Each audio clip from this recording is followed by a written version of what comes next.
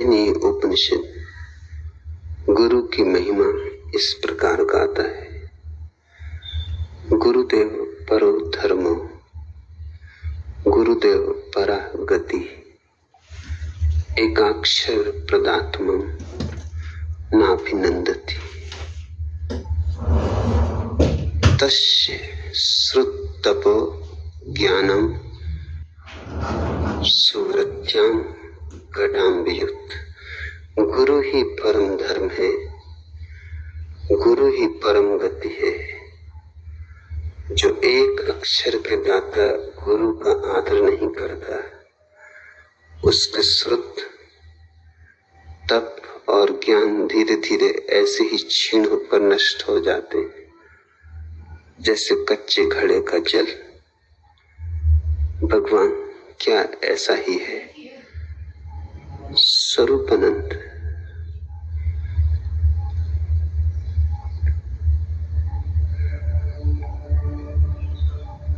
सत्य को अभिव्यक्ति देने वाले शब्द दुधारी तलवार की भांति है। उनसे रक्षण भी हो सकता है, भक्षण भी। वे जीवन के लिए पाथे बन सकते हैं, मार्ग, इशारा, और जीवन पर बोझ भी बन सकते, भार भी बन सकते। इतना भार कि उनके नीचे दबी आत्मा की मुक्ति असंभव हो जाए। इसलिए जिन्होंने जाना है उन्होंने कहा, सत्य की खोज पर निकलना खड्ग की धार पर चलने के समान, जैसे कोई नंगी तलवार पर चलता हो। बहुत सावधानी की जरूरत है। जरा असावधानी, जरा चूक और जन्मों के लिए भटकाव हो जाए। जितनी ऊंचाई से तुम गिरोगे उतना ही खतरा है। और सत्य तो आकाश में उड़ता हुआ पक्षी है। गौरी शंकर के शिखर भी बहुत पीछे छूट जाते, बदलियां भी नीचे रह जाती।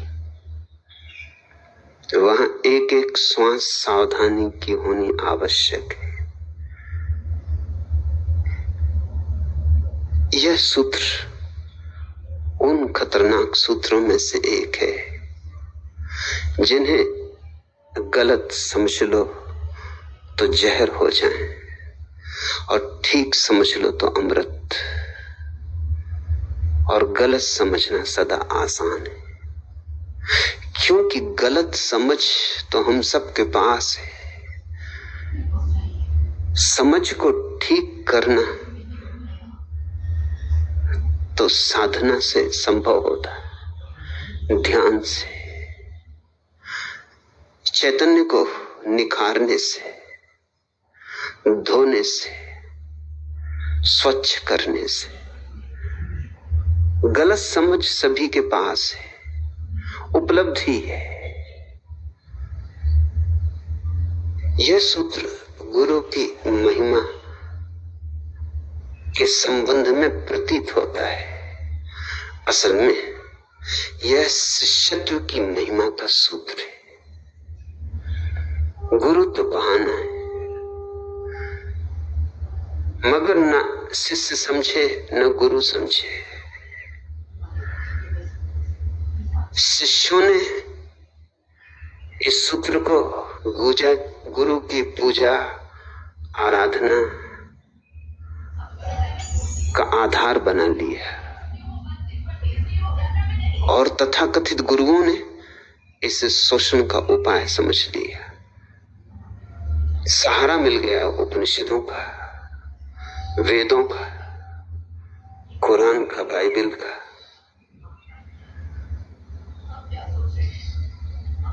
यह बात तुम पहले से ठीक से ध्यान में ले लेना।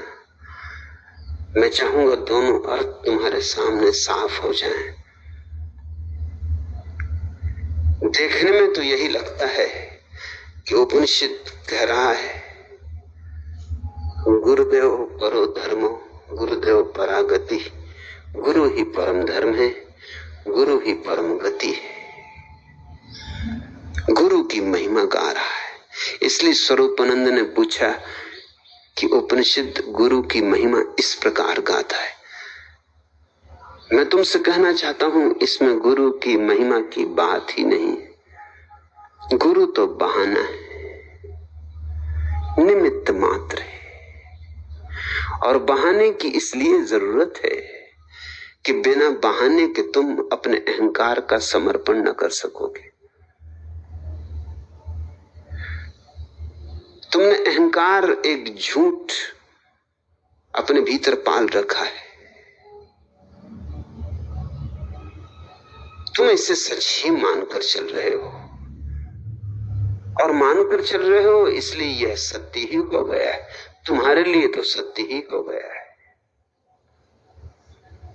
जब तुम किसी सद्गुरु के पास पहुंचोगे,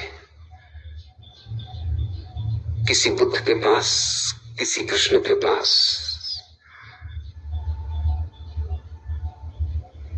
तो वह तुम्हें कहेगा छोड़ दो ये अहंकार, क्योंकि यही बाधा है तुम्हारे और परमात्मा के बीच। इसके अतिरिक्त और कोई दीवार नहीं। ये हट जाए तो द्वार खुल जाए, ये मिट जाए तो सेतु बन जाए। ये है तो परमात्मा नहीं। इसलिए कृष्ण ने कहा मामेकम शरणम व्रज। ए अर्जुन, तू मेरी शरण आ। जो कृष्ण विरोधी हैं वो कहेंगे ये तो कृष्ण का अहंकार हुआ। कोई आदमी ये कहे कि मेरी शरण आ, अब और क्या प्रमाण चाहिए अहंकार के। खुद अपने मुंह से कहे कि मेरी शरण आ, मामेकम शरणम व्रज, मुझ एक की शरण आ, किसी और की शरण न चले जाना। मगर कृष्ण असल में केवल इतना ही कह रहे हैं कि तूने जिस अहंकार को सत्य मान रखा है उसे तू मुझे दे दे, मैं ले लेता हूं। कृष्ण को तो पता है अहंकार है ही नहीं, न कुछ देने को है न कुछ लेने को है। मगर शिष्य तो मानकर जी रहा है कि अहंकार बहुत कुछ, उसकी सारी संपदा और प्राण वही, उसकी आत्मा वही है। वो तो गुरु के प्रेम में ही शायद छोड़ पाए तो छोड़ पाए। वह भी शायद, अर्जुन ने भी बहुत बचने की चेष्टा की, बचाव किया, हजार तर्क खोजे, हजार बहाने बताए। यह भी शर्त पूरी करने को कहा कि पहले मुझे अपना विराट रूप तो दिखाओ, मैं ये तो जानूं कि तुम परमात्मा हो। कोशिश एक ही थी, कैसे छोड़ दूं अपना अहंकार तुम्हारे चरणों में। पहले मुझे आश्वस्त तो करो कि यही है वे चरण जिनमें मैं अपने अहंकार को समर्पित करूं। पूरी गीता अर्जुन अपने अहंकार को बचाने की चेष्टा कर रहा है और कृष्ण उसके अहंकार को मिटाने की चेष्टा कर रहे हैं। और मजा यह है कि अहंकार है ही नहीं, न बचाए बचता है न मिटाए मिटता है। हो तो मिटे, हो तो बचे, मगर कृष्ण को दिखाई पड़ता नहीं है। पर आज अर्जुन को कैसे एकदम से कहो कि नहीं, असंभव होगा उसके लिए ये समझना। वो छोटा सा बच्चा जो अपनी गुड़िया को छाती से लगाए दिन भर घूमता रहता है, मां देखती है थक गया है, परेशान हो रहा है, गुड़िया बजनी है। मां समझाती है कि गुड़िया को सुला देने का समय हो गया। आखिर गुड़िया को भी सोना होगा ना, तू भी सोता है ना। गुड़िया को दिन भर जगाए रखेगा तो मर ही न जाएगी। लिटा दे बिस्तर पर, सर्दी भी है, कंबल ओढ़ा दे। लोरी मैं गाय देती हूं, सो जाने दे। मां तो भली भांति जानती है कि गुड़िया का क्या सोना और क्या जागना, मगर इस पागल का छुटकारा कैसे कराओ, नहीं तो ये गुड़िया को लादा फिरेगा। मेरे एक अमेरिकी सन्यासी एक बंदूक लिए घूमते थे और उसको छिपाए रखते थे, मगर बड़ी बंदूक थी, लाख छिपाएं तो भी दिखाई पड़ जाती थी लोगों को, और छिपाने की कोशिश के कारण और लोगों को संदेह हुआ कि बात क्या है, बंदूक छिपानी क्यों? अगर रखनी है तो रखो, मगर छिपाने की क्या कोशिश? वो एक बड़े झोले में उस बंदूक को रख के कंधे पे लटकाए रखते थे, लेकिन किसी ने झांक के देख लिया। उसने देखा कि वो बाजार में भी जाते हैं तो बंदूक झोले पे लटकाए रखते।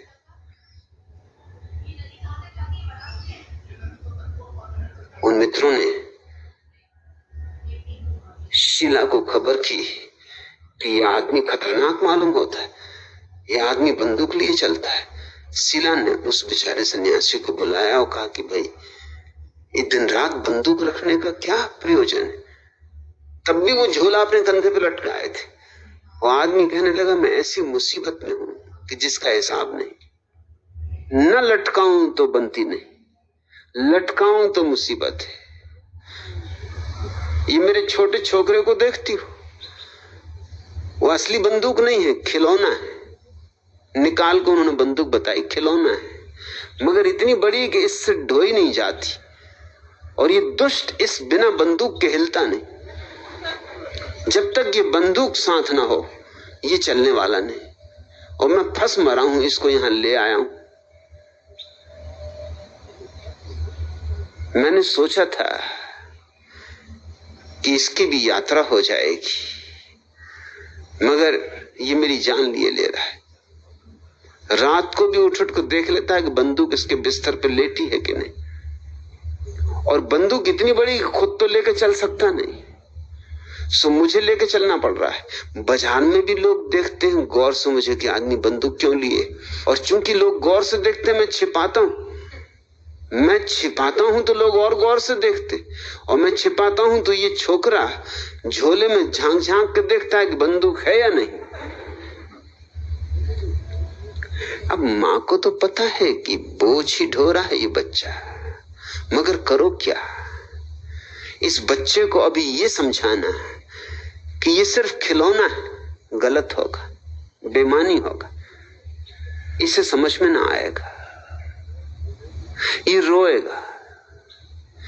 इसके लिए तो कोई उपाय खोजना पड़ेगा। बुद्ध ने कहा है, सद्गुरुओं का एक ही काम है, बच्चों के लिए उपाय खोजना, डिवाइसेस। वे उपाय उतने ही झूठ होते हैं जितने बच्चों के खिलौने।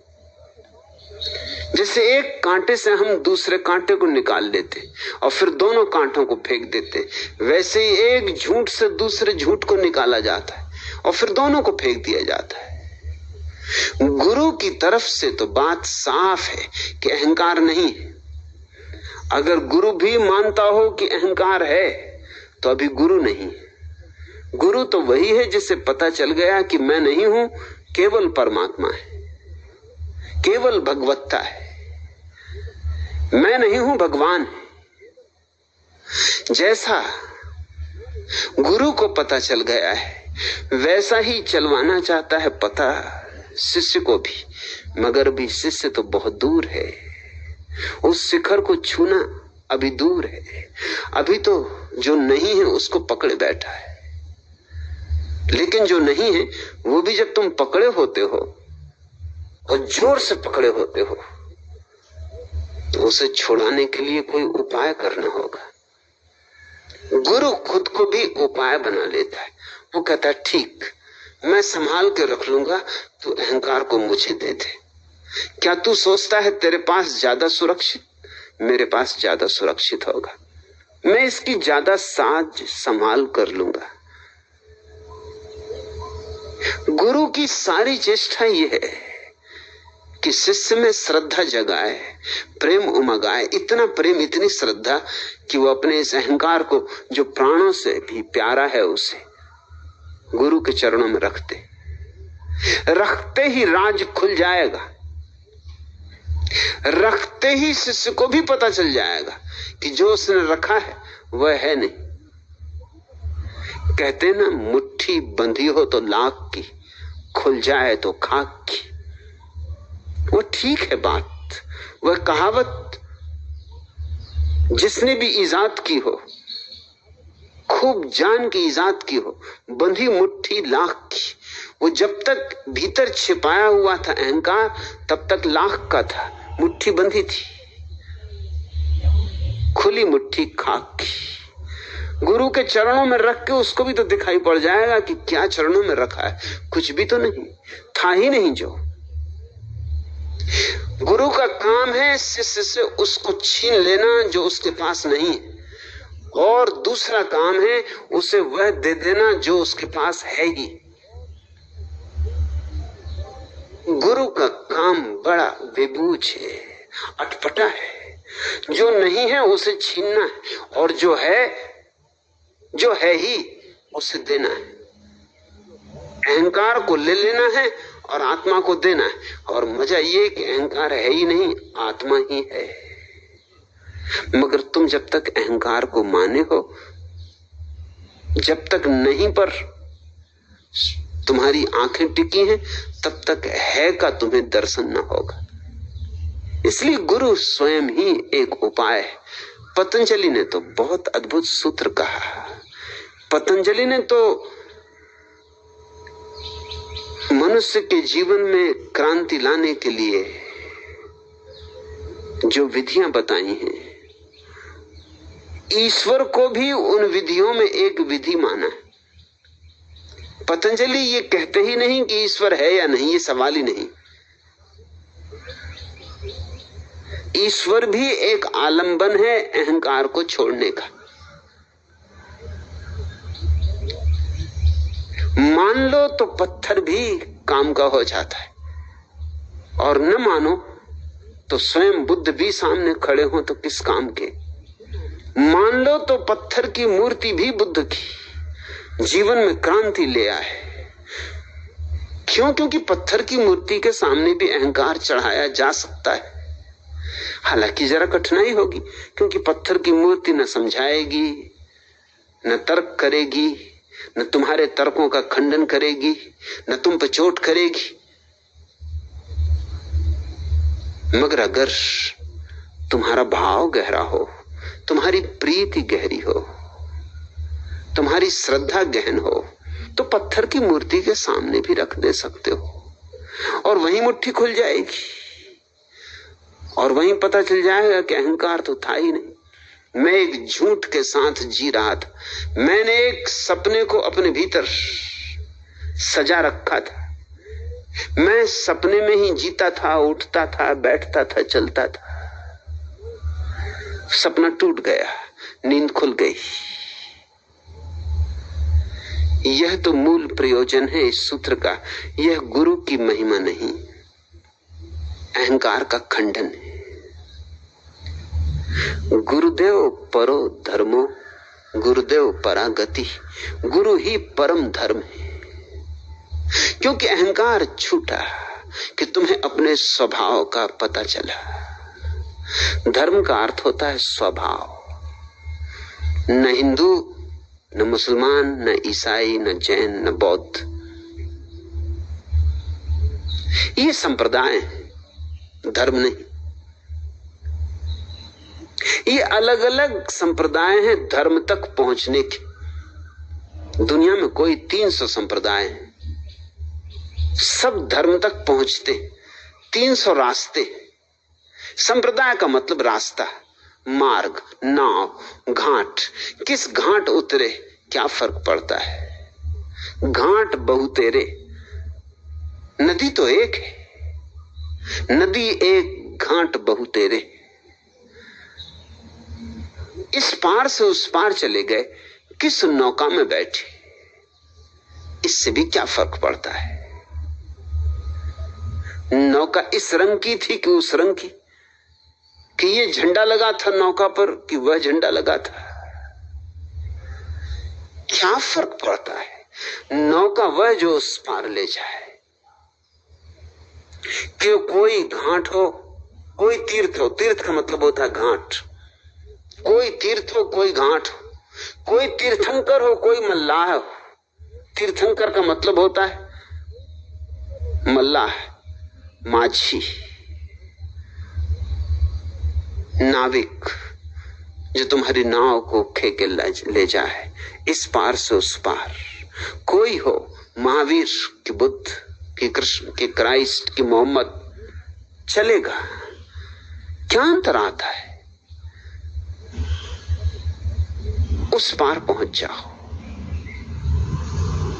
धर्म है स्वभाव, और हमें पता नहीं कि हम कौन हैं। हम कुरान खोले बैठे, पुराण खोले बैठे, और हमें पता नहीं कि हम कौन हैं। हम शास्त्र पढ़ रहे हैं और हमें पढ़ने वाले का भी पता नहीं। हम सिद्धांत समझ रहे हैं और हमारे भीतर जो समझ का सूत्र है उससे भी हमारी पहचान नहीं। और वही है धर्म। धर्म का अर्थ है अपने को जान लेना, अपने स्वभाव को पहचान लेना, अपने चैतन्य से परिचित हो जाना। गुरु ही परम धर्म है। गुरु का अर्थ वह जो अपने स्वभाव से परिचित हो गया है, जिसने आत्म साक्षात्कार कर लिया है। आत्म साक्षात्कार को उपलब्ध व्यक्ति के पास काश तुम अपने अहंकार को समर्पित कर सको, तो उसके दर्पण में, उसके निर्मल दर्पण में तुम्हारी छवि झलक जाएगी। उसके दर्पण में तुम पहली बार अपने मौलिक स्वरूप को पहचान पाओगे। उसकी वीणा का संगीत बज उठा है। काश तुम अपने अहंकार को, अपनी मन बुद्धि को उसके चरणों में रख दो, तो तुम शून्य हो जाओगे। उस शून्य में उसकी वीणा के स्वर तुम्हारे भीतर भी प्रवेश करने लगेंगे। वैज्ञानिकों ने प्रयोग किए हैं। एक बंद कमरे में एक कोने में वीणा बजाता है कोई, और दूसरे कोने में वीणा सिर्फ टिका के रख दी। कोई बजा नहीं रहा, कोई बजाने वाला नहीं, लेकिन कमरा बंद है। कमरे में कोई सामान नहीं ताकि वीणा के स्वरों में कोई अवरोध ना हो। वीणा वादक वीणा बजाता है, और हैरानी की बात है कि दूर दूसरे कोने में रखी वीणा के तार झनझनाने लगते। एक वीणा बजती है, दूसरी वीणा के तार बिना बजाए बजने लगते। बस यही घटना गुरु और शिष्य के बीच घटती। गुरु बज उठा है, उसकी बांसुरी बज गई। शिष्य को अभी बजना है। बजने की क्षमता उसकी उतनी ही है जितनी गुरु की। गीत उसके भीतर उतने ही है, संगीत उसके भीतर उतना ही, उसके प्राणों में उतना ही आलोक है। उसके भीतर वही साम्राज्य, वही उसका स्वभाव है जो गुरु का। जरा भी भेद नहीं, रंच मात्र भेद नहीं। लेकिन किसी बजती हुई वीणा के पास अगर वो बैठ जाए तो शायद उसे अपनी स्मृति आ जाए, अपनी याद आ जाए। शायद उसके भीतर भी हृदय तंत्री पर कुछ झंकार हो जाए, कोई चोट पड़ जाए। एक बुझे दिए को हम जले हुए दिए के करीब ले आते और एक क्रांति घट जाती। बुझा दिया जैसे जैसे जले दिए के करीब आता है, वैसे वैसे संभावना जले दिए से ज्योति के बुझे दिए में उतर जाने की बढ़ती जाती, और फिर आती है वह अभूतपूर्व घड़ी, वह क्रांति का क्षण जब अचानक छलांग लग जाती। जला दिया अपनी ज्योति से बुझे दिए को जला देता है, और मजा यह है कि जला दिया कुछ खोता नहीं और बुझे दिए को सब कुछ मिल जाता है। आध्यात्मिक जीवन का सार सूत्र यही है, देने वाले का कुछ जाता नहीं और लेने वाले को सब कुछ मिल जाता है। यह गुरु की महिमा नहीं, शिष्य की ही महिमा है। लेकिन फिर क्यों उपनिषद करे से शिष्य की ही महिमा लिख देता, शिष्यत्व की महिमा लिख देता। खतरा था उसमें भी, खतरा है इसमें भी, उसमें और भी ज्यादा खतरा था। कम खतरे को चुना है। जब दो खतरे हों तो कम खतरे को ही चुनना चाहिए। शिष्य की महिमा में खतरा था कि अहंकार शिष्य का और मजबूत हो जाए, जिसकी बहुत संभावना है, क्योंकि शिष्य के पास अभी तो अहंकार ही है। गुरु की महिमा में खतरा है, सिर्फ उन गुरुओं को खतरा है जो सच में ही गुरु नहीं। जो सच में गुरु है उसको तो कोई खतरा नहीं।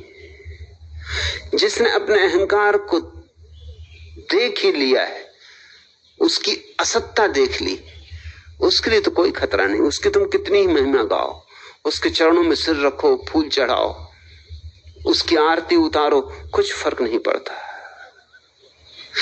खतरा तो उसको है जो मिथ्या गुरु है, मगर जो मिथ्या ही है उसके खतरे की क्या चिंता करना, वो तो खतरे में है ही। और जो मिथ्या नहीं है उसकी क्या चिंता करना, वो तो खतरे के बाहर हो ही गया। अब कोई उपाय नहीं उसे खतरे में वापस लाने का। लेकिन और खतरा है, वह यह कि शिष्य अपने अहंकार को तो न छोड़े, सिर्फ गुरु के गुणगान करने लगे। वो छोटा खतरा है, उतना बड़ा खतरा नहीं जितना शिष्य का अहंकार मजबूत हो जाए। इस सूत्र में यह खतरा है कि सुन के गुरुदेव परो धर्मो, गुरुदेव परागति, कि गुरु ही परम धर्म और गुरु ही परम गति। तुम सोचो कि बस अब क्या करना, अब तो गुरु की पूजा उतारेंगे, अर्चना करेंगे, वंदना करेंगे, गुरु का नाम स्मरण करेंगे, गुरु भक्ति करेंगे। बस चूक गए, तुम बात चूक गए। तुम्हारा तीर जगह पे ना लगा। मैंने डायोजनीस के संबंध में सुना है, यूनान का एक बहुत मस्त फकीर हुआ। एक बाजार में एक तीरंदाज अपनी कला दिखला रहा था, सिक्खड़ी था, दिखाने का शौक ज्यादा था, अभी दिखाने योग्य कुछ था नहीं। तीर तो मारता था लेकिन निशाने पे एक तीर लगता नहीं था। कोई तीर इस तरफ चला जाता, कोई तीर उस तरफ चला जाता, कोई बीच में गिर जाता, कोई पार निकल जाता, कोई ऊपर उड़ जाता, कोई नीचे गिर जाता। डायोजनीस गया और जहां उसने तीर के लिए निशाना बना रखा था, एक तख्ती टांग रखी थी, उसके नीचे बैठ गया। भीड़ ने कहा, पागल हो गए हो डायोजनीस, तुम्हें कभी अक्ल आएगी या नहीं? डायोजनीस इस तरह के कामों के लिए प्रसिद्ध था, बड़ा फक्कड़ आदमी था। उसकी बहुत प्यारी कहानियों में एक कहानी ये भी कि वो बैठ गया वहां नीचे। भीड़ ने कहा, तुम पागल हो? डायोजनीस का, पागल तुम हो, क्योंकि यह आदमी जिस तरह का तीरंदाज है, ये जगह सबसे ज्यादा सुरक्षित, यहां इसका तीर आने वाला नहीं, और कहीं भी खड़ा होना खतरे से खाली नहीं, चारों दिशाओं में इसके तीर जा रहे हैं। सिर्फ इस तख्ते पर इसका कोई तीर नहीं लगा है। आदमी मूर्छा में जीता है, कहीं चलता है कहीं पहुंच जाता है, कहीं तीर चलाता है कहीं लग जाता है। मगर अहंकार ऐसा है कि स्वीकार नहीं करता कि मेरे तीर गलत लग रहे। मुल्ला नसरुद्दीन अपने बेटे फजलू को लेकर शिकार पर गए थे। बेटे के सामने बड़ी हांक रहे थे, बड़े 30 मारखा हो रहे थे। फजलू ने कहा, पापा अब कुछ दिखलाइए भी, बातचीत बहुत हो गई। मुल्ला नसरुद्दीन ने फौरन अपनी बंदूक उठाई, भरी, और तभी एक बगुला झील के ऊपर उड़ा। मुल्ला नसरुद्दीन ने बंदूक चलाई, बगले को न लगनी थी न लगी।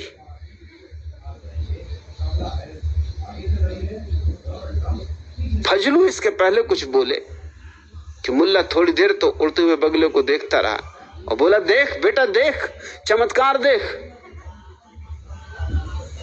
अरे मरा हुआ बगला उड़ रहा है।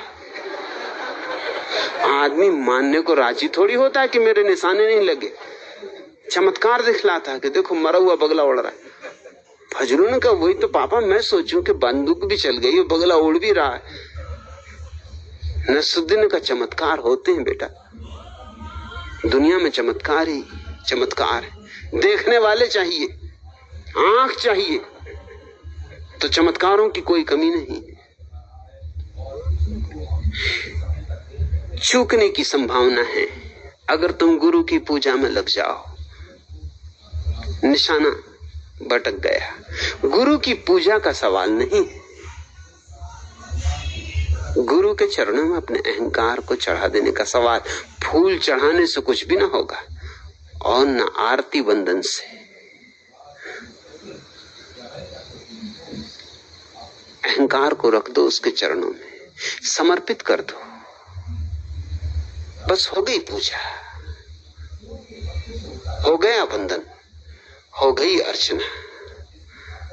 अहंकार को उसके चरणों में रखते ही तुम पाओगे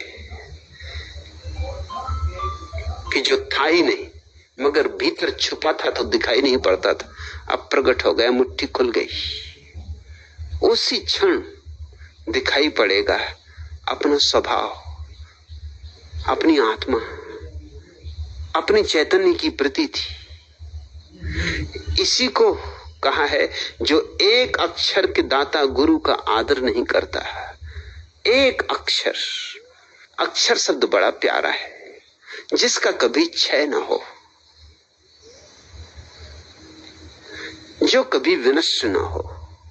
जो एक अक्षर के दाता गुरु का आदर नहीं करता, उसके श्रुत, तप और ज्ञान धीरे धीरे ऐसे ही क्षीण होकर नष्ट हो जाते हैं जैसे कच्चे घड़े का जल। जिसने गुरु का आदर नहीं किया, आदर का मतलब फिर मत चूक जाना, जिसने गुरु के चरणों में अपना अहंकार नहीं रखा वही आदर है, और कोई आदर नहीं। जिसने गुरु का आदर नहीं किया, उसके श्रुत, उसने जो सुन रखा है, और तुम्हारा ज्ञान है क्या? श्रुत है, जाना तो है नहीं, सुना है। ये श्रुत शब्द बड़ा प्यारा है, बड़ा सार्थक है, इसलिए हमने शास्त्रों को श्रुतियां कहा है, स्मृतियां कहा है। सुना है, याददाश्त में रख लिया है। श्रुति यानी सुना, स्मृति यानी याददाश्त में रखा। अभी जाना नहीं है, बोध नहीं है, अनुभव नहीं, अपनी कोई प्रतीति नहीं। जैसे तुमने सुना कि आग जलाती, ये श्रुत, और तुम्हारा हाथ जला, ये श्रुत नहीं है। किसी ने कहा आग जलाती है, किसी ने कहा पानी से प्यास बुझ जाती है। ये किसी ने कहा है, पता नहीं ठीक हो, पता नहीं गलत हो, लेकिन जब तुम स्वयं जान लोगे तब गलत और सही का सवाल नहीं उठेगा। तब प्रमाणों की कोई जरूरत नहीं होगी। ज्ञान स्वतः प्रमाण नहीं, ज्ञान अपना प्रमाण स्वयं। कोई साक्षी नहीं चाहिए, कोई गवाह नहीं चाहिए। मगर श्रुत के लिए तो गवाहियां चाहिए। इसलिए शास्त्र को समझाने के लिए पंडित चाहिए, व्याख्याकार चाहिए, पुरोहित चाहिए। और फिर भी कहां समझ में आता है, फिर भी क्या खाक समझ में आता है। सुन लेते हो, याद भी कर लेते हो, और जैसे सुन लेते हो वैसे ही भूल भी जाते हो। मगर गुरु के पास बैठ के अगर अहंकार उसके चरणों में न रखा तो जल्दी ही तुम पाओगे कि श्रुत किसी काम नहीं पड़ता। गुरु के पास मौका था जान लेने का, इसलिए जो गुरु के पास केवल सुनने के लिए जाता है वो गलती करता है, व्यर्थ जा रहा है। सुनने का काम तो शास्त्र पढ़ के घर पर ही हो सकता है। ये तो किसी पंडित पुरोहित के पास बैठ के भी हो सकता है। इसके लिए किसी सदगुरु के पास होने की आवश्यकता नहीं है। कबीर को खोजो, नानक को खोजो, फरीद को खोजो, रैदास को खोजो, बेकार, क्या जरूरत। साखियां तो कबीर की लिखी हुई रखी हैं, गुरु ग्रंथ तो मौजूद है। गुरु को क्या खोजना, पढ़ लेंगे, भाषा ही समझने की बात है तो सीख लेंगे। काश भाषा की ही बात होती तो दुनिया में सभी ज्ञानी हो गए होते। जो भी सुशिक्षित होता वही बुद्ध हो जाता। लेकिन सुशिक्षित होने से बुद्धत्व का कोई संबंध नहीं। अशिक्षित भी बुद्ध हो गए। मोहम्मद अशिक्षित थे, जीसस भी अशिक्षित थे, कबीर भी अशिक्षित थे, लेकिन बुद्ध हो गए। और शिक्षितों से सारी दुनिया भरी पड़ी है। आज कितने बुद्ध हैं दुनिया में। शिक्षा और बुद्धत्व का कोई नाता नहीं। तुम कितना ही जान लो, अगर सुना हुआ ही है, जाना हुआ, तो किसी काम ना आएगा। तुम जो भी निष्पत्तियां निकालोगे गलत होंगी। मैंने सुना एक बहुत बड़ा दार्शनिक झील के तट पर खड़ा था और देख रहा था कि एक मछुआ मछलियों को पकड़ने के लिए जाल बुन रहा है। बड़ा प्रभावित होकर देख रहा था, दार्शनिक ही था, मंत्रमुग्ध होकर देख रहा था। आखिर मछुए ने पूछा कि आप बड़ी देर से देख रहे हैं और आप आनंदित भी मालूम होते हैं देखकर, आखिर आपके इतने प्रसन्न होने का, इतने जिज्ञासा से बड़े होने का क्या कारण। दार्शनिक ने कहा, मैं ये देख रहा हूं कि तू किस गजब से छोटे छोटे छेदों को इकट्ठा कर रहा है। आज तक मैंने ऐसा कलाकार नहीं देखा। छोटे छोटे छेद जोड़ता जा रहा है, जाल बना रहा है। मछुए को ख्याल ही नहीं है ये कि वो छोटे छेद जोड़ रहा है। वो तो सोच रहा है कि वो धागे जोड़ रहा है। ये तो दार्शनिक की खोज हुई, छोटे छोटे छेदों को जोड़ रहा है। ऐसी ऊंची बातें दार्शनिक ही खोज सकते। इमैनुअल कांट ने 2 बिल्लियां पाल रखी थी। उनके मारे बहुत परेशान था, क्योंकि जब तक वो लौट ना आए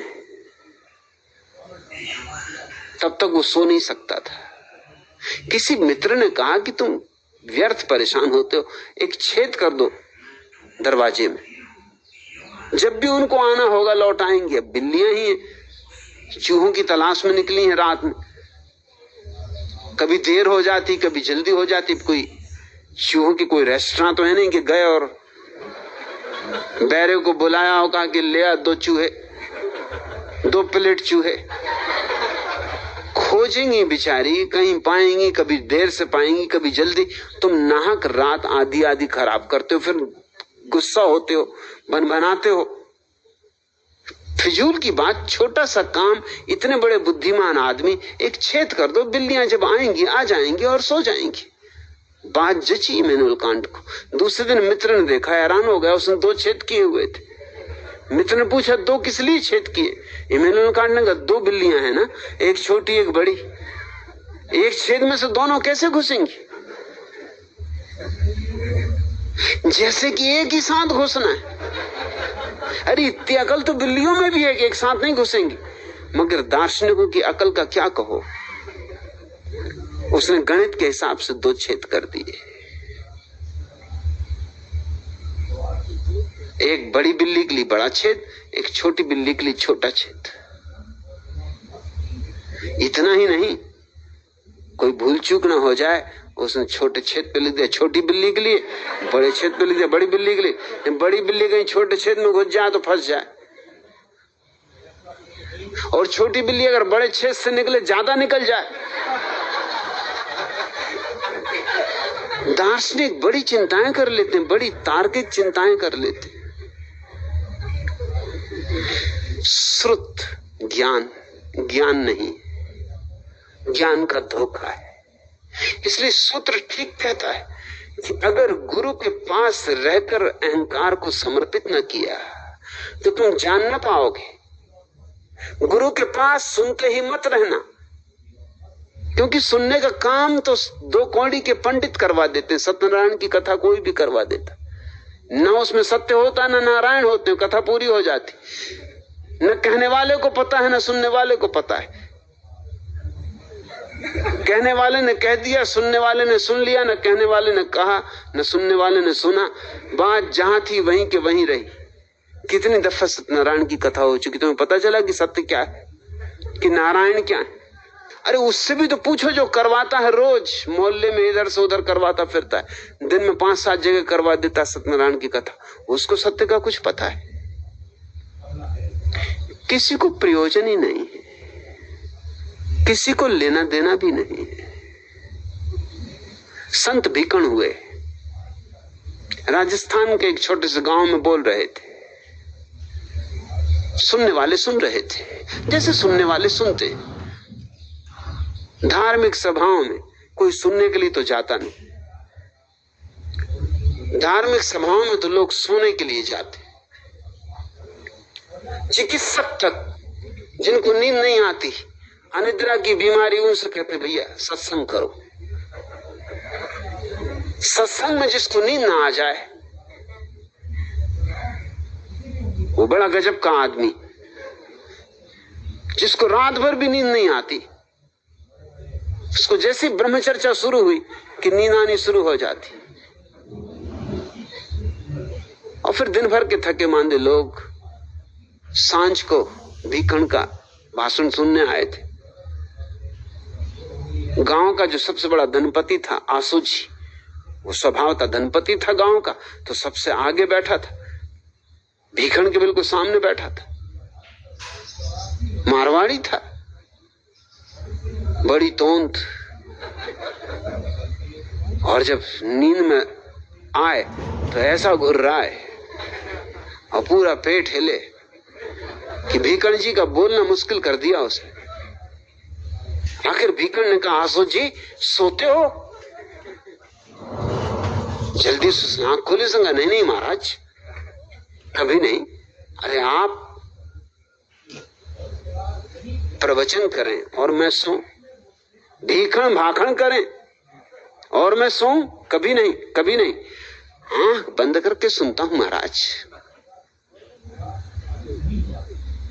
भीकण ने फिर बोलना शुरू किया।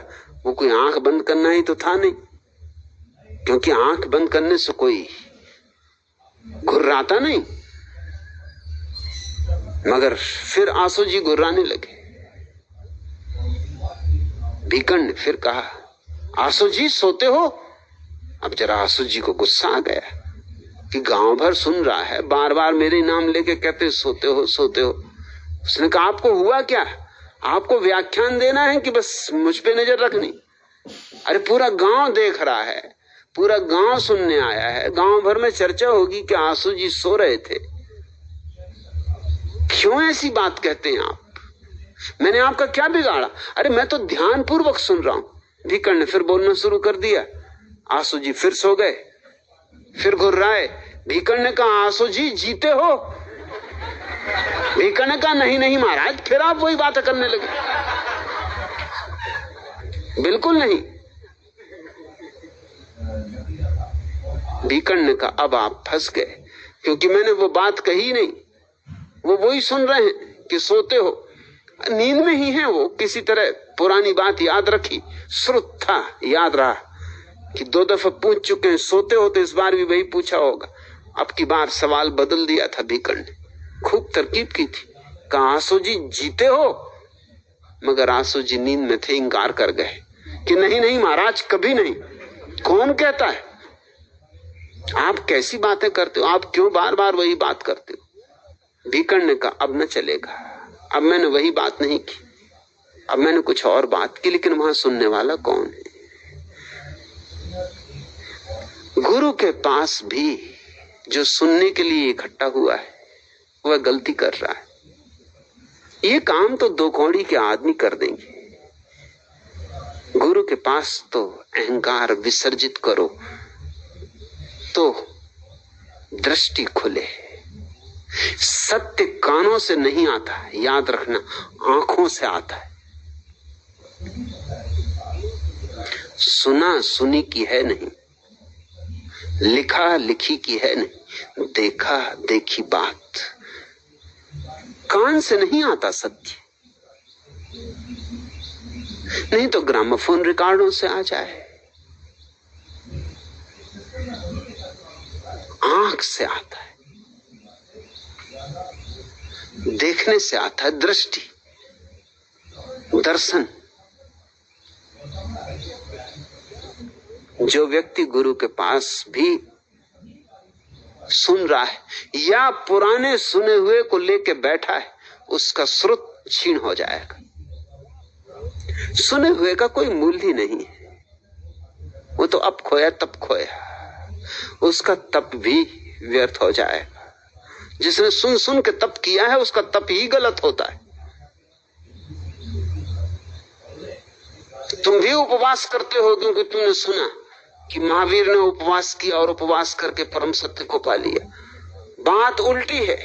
महावीर ने परम सत्य पाया और इसलिए कभी कभी उपवास हुआ, किया नहीं। करने और होने में फर्क है। महावीर कभी कभी ध्यान में ऐसे मग्न हो जाते थे कि दिन बीत जाता और भूख की याद ही ना आती, शरीर की ही याद ना आती, तो भूख की कैसे याद आए?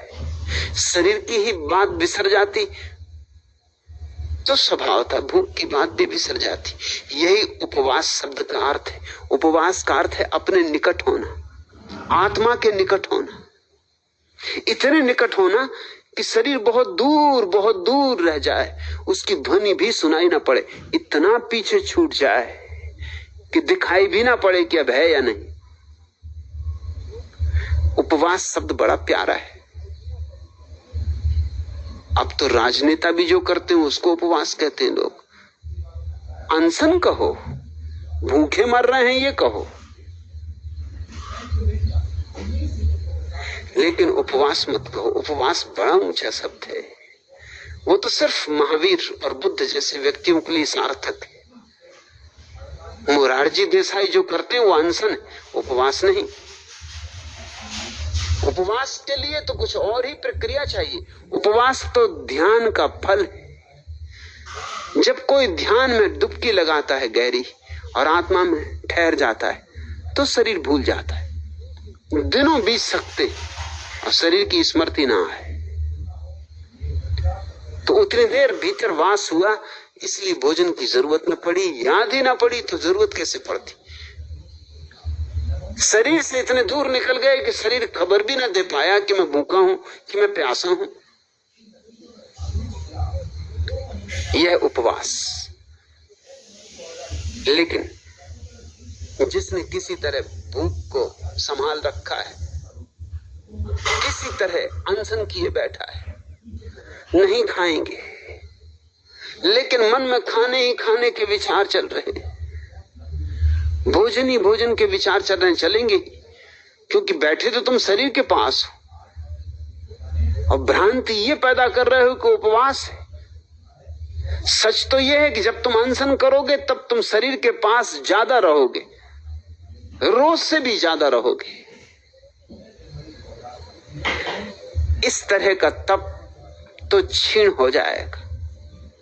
ये कोई टिकने वाली चीज नहीं, ये तो पानी पर खींची गई लकीरें, तुम खींच भी ना पाओगे और मिट जाएंगी। और जिसको तुम ज्ञान कहते हो वह क्या है? सिर्फ सूचना मात्र। ये सूचनाएं भी काम आने वाली नहीं, समय पर काम नहीं आएंगी। लोग इस देश में आत्मा की अमरता को मानते, लेकिन घर में कोई मर जाए फिर देखो, फिर भूल गए सब ज्ञान, बिसर गया सब ज्ञान, बैठे रो रहे हैं। मेरे गांव में एक वैद्यराज थे, उनके घर ज्ञानी हमेशा ठहरते रहते थे, महात्माओं का अड्डा था। जब उनकी पहली पत्नी चल बसी और मैंने उनको रोते देखा तो मैंने कहा, पंडित जी आप क्या कर रहे, आप रो रहे, ये आपको शोभा देता? अरे आपको मैंने हजारों दफे सुना है ये कहते कि आत्मा अमर है, तो पत्नी मरी थोड़ी, मर सकती ही नहीं। नैनम छिदंती शस्त्राणि, अरे शस्त्र छेद नहीं सकते। नाहम दहति पावका, आपको ही मैंने सुना है गीता पढ़ते कि अग्नि जला नहीं सकती, शस्त्र छेद नहीं सकते, तो पत्नी मरी थोड़ी, अमर हो गई। और कोई साधारण पत्नी थी, आपकी पत्नी थी, ज्ञानी की पत्नी थी, और ज्ञानी का इतना सत्संग चला और ऐसे महात्मा जमे रहे यहां, और आपसे ज्यादा सेवा तो महात्माओं की उसने की। वो मुझसे बोले कि अभी ये बकवास ना करो। मैंने कहा बकवास, यह तो तत्व ज्ञान है पंडित जी। अरे उनका तुम मेरा पीछा छोड़ो, तुम्हें भी ऐसे उल्टे अवसर सूझते हैं तत्व ज्ञान। इधर मेरी पत्नी मर गई, तुम्हें तत्व ज्ञान सूझा है। मैंने उनसे कहा, मैं तो सोचा कि यही ठीक अवसर है तत्व ज्ञान छेड़ने का, कि साफ साफ हो जाएगा कि तत्व ज्ञान है या नहीं।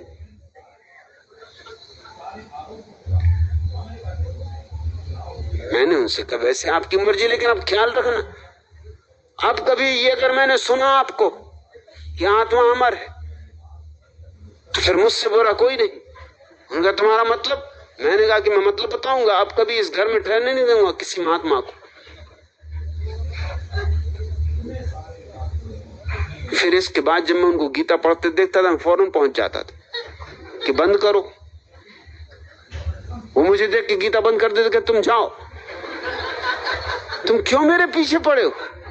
मेरी पत्नी मर गई तब तुम तत्व ज्ञान बताने आए, और अब मैं शांति से तत्व ज्ञान पढ़ रहा हूं तो तुम कहते हो गीता बंद करो। मैंने कहा कि जब अवसर हो तभी परीक्षण।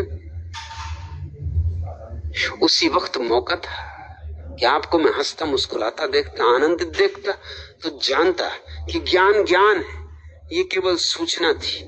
और वही सूचना फिर इकट्ठी कर रहे हो, फिर समय गंवा रहे हो, उन्हीं बुद्धुओं के साथ फिर समय गंवा रहे हो। जिंदगी पूरी उन्हीं के साथ गई, तुम्हारी पत्नी उन्हीं के सेवा करते करते मरी, और तुम भी उन्हीं की सेवा करते करते मरोगे। उनको भी पता नहीं कि आत्मा अमर है या नहीं। उनकी हालत देख के मैं कह सकता हूं उनको पता नहीं कि आत्मा अमर है या नहीं। ज्ञान सूचना ही अगर है तो व्यर्थ का कूड़ा करकट बहा दो, जला दो, होली में डाल दो। लेकिन एक और भी ज्ञान है जो अहंकार को छोड़ने से उपलब्ध होता है। एक और भी तप है जो अहंकार को छोड़ने से उपलब्ध होता है। एक और भी बोध है जो किसी बुद्ध के चरणों में बैठने से उपलब्ध होता है। ये चरणों में बैठना ही आदर है। आदर का मतलब कुछ यूं नहीं होता कि तुम औपचारिक रूप से चरण छुओ।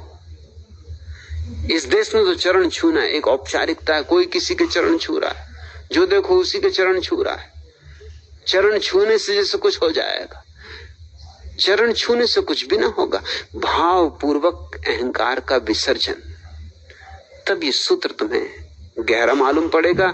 गुरुदेव परो धर्मो गुरुदेव परागति। जिसके चरणों में तुमने अपने अहंकार को चढ़ा दिया वही तुम्हारा गुरु है। गुरु शब्द भी अच्छा है, गुरु का अर्थ होता है जिससे अंधकार मिट जाए। गुरु शब्द का अर्थ होता है जो अहंकार को मिटा दे, जो ज्योति की भांति है।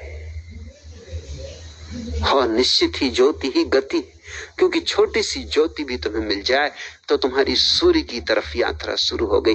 एक किरण पकड़ ली तो सूरज तक पहुंच जाएंगे, फिर कोई संदेह नहीं।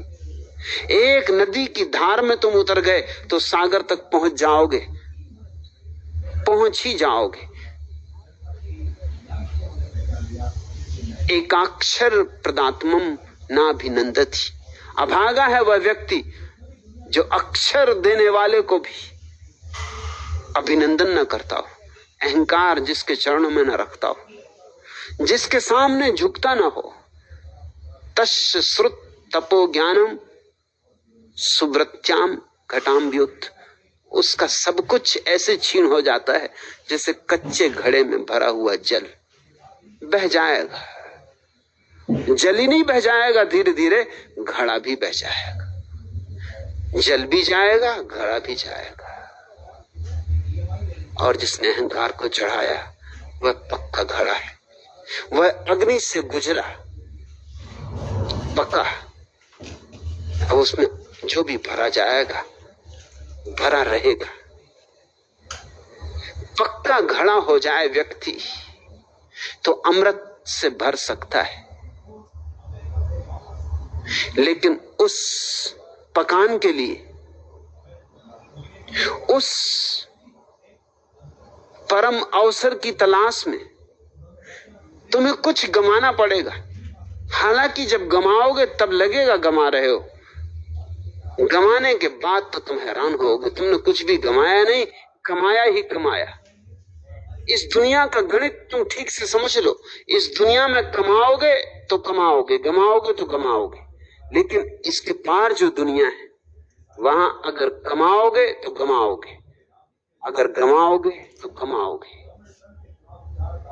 जीसस ने कहा है धन्य है वे जो अंतिम खड़े, क्योंकि मेरे प्रभु का राज्य उन्हीं का है। धन्य है वे जो अंतिम खड़े, वे जिन्होंने अपने अहंकार को छोड़ दिया, जो इतने विनम्र हो गए कि अब अंतिम खड़े हो सकते हैं। मेरे प्रभु का राज्य उन्हीं का है।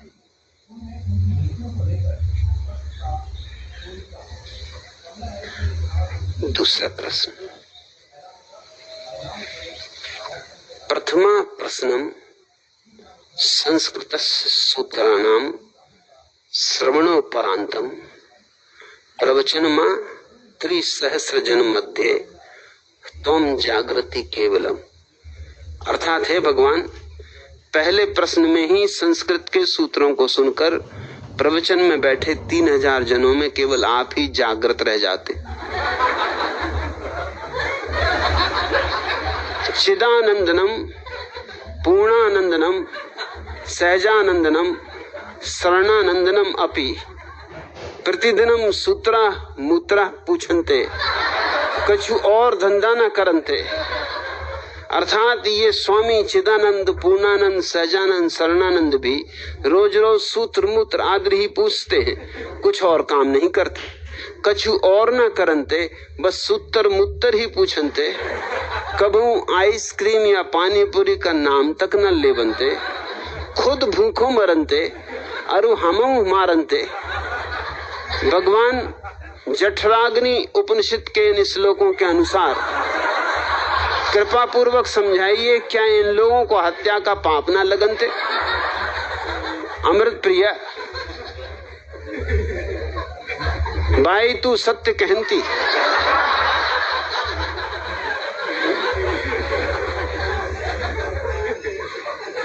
बात 100% सत्य कहती। ये चिदानंद, पूर्णानंद, सहजानंद, शरणानंद बड़े खतरनाक आदमी, ये पता नहीं कहां से आ गए।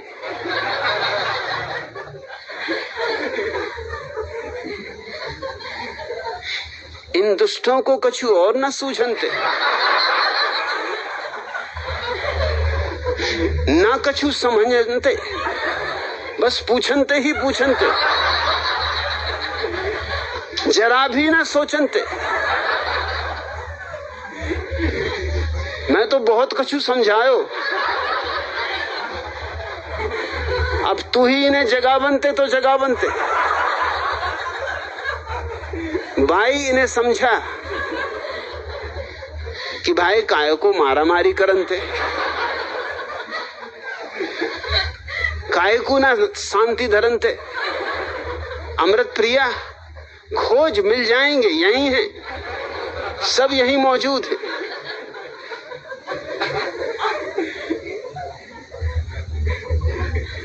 और तू कहती है कि पहले प्रश्न में ही संस्कृत के सूत्रों को सुनकर प्रवचन में बैठे 3000 जनों में केवल आप ही जागृत रह जाते। यह तो सच है, मगर प्रश्न कोई भी हो, आंखें खुली हो तो भी तुम सोए हो, आंखें बंद हो तो भी तुम सोए हो। तुम्हारा सोना बहुत गहरा है, तुम्हारा जागना बहुत ऊपरी। और फिर मेरा काम ही जगाना है, और जगाने के पहले अच्छा है कि तुम्हें ठीक से सुला दिया जाए। इसलिए पहले मैं ये चिदानंद, पूर्णानंद, स्वरूपानंद, निजानंद, सहजानंद इनका सूत्र ले लेता हूं ताकि तुम ठीक से सो जाओ। आखिर जागने के लिए पहले ठीक से विश्राम आवश्यक है ना। प्रोफेसर मेडिकल के छात्रों से पूछ रहे थे कि अच्छा अब बताओ कि ऐसे मरीज का आप कैसे इलाज करेंगे जो आपसे कहे कि मैं बीमार हूं पर जिससे कोई बीमारी ना हो। एक छात्र बोला, महाशय ये भी कोई समस्या है, पहले तो मैं उसे दवा देकर बीमार करूंगा, फिर उस बीमारी की दवा करूंगा। प्रोफेसर ने उसे शाबाशी देते हुए कहा, तुम बनोगे आदर्श डॉक्टर। तुम किसी नई जगह जाके अपना दवाखाना क्यों नहीं खोल देते? बेकार में अपना समय यहाँ पढ़ाई लिखाई में क्यों खराब कर रहे हो? यही होनहार छात्र उसी दिन मेडिकल कॉलेज छोड़ के चला गया और हकीम वीरूमल बन गया। होनहार विद्वान के होत चीखने पात। पहले तो सुलाना जरूरी है, पहले तो दवा देनी पड़ती था कि आदमी बीमार हो जाए, फिर ठीक करना तो आसान है। चंदूलाल ने ट्रेन में सफर कर रहे अपने सहयात्री से पूछा, सिगरेट होगा क्या आपके पास? सहयात्री बोला, ये लीजिए पूरा पैकेट। चंदूलाल बोले, शुक्रिया, जरा माचिस और देंगे क्या?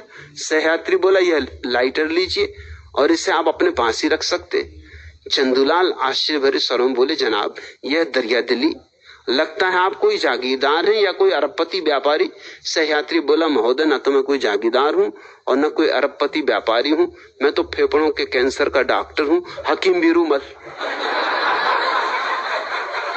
पहले बीमारी पैदा करनी पड़ती अमृत प्रिया, फिर जगाना आसान पड़ता है।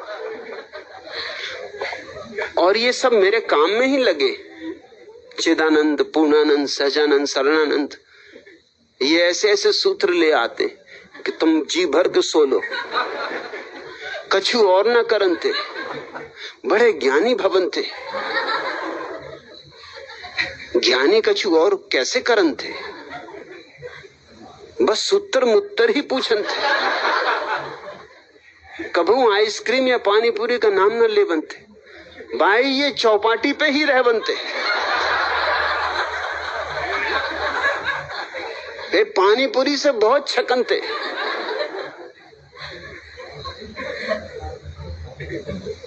ये ज्ञानी है, ये ऐसी छोटी मोटी बातें नहीं मानते, उपवास करनते और करवावनते। ये इनका सिद्धांत सदा से है, खुद भी मरनते औरों को भी मारनते। तो ठीक कहती है कि खुद भूखों मरनते अरु हमें मारनते, मगर इनकी बातों में पड़ने की कोई जरूरत नहीं। इन्हें मरने तो भूखा, इनको सूत्र मुत्तर पूछन दो। तुम अपने को संभाल के रखो, इनकी बातों में ना आना, ये खुद भी नहीं आते।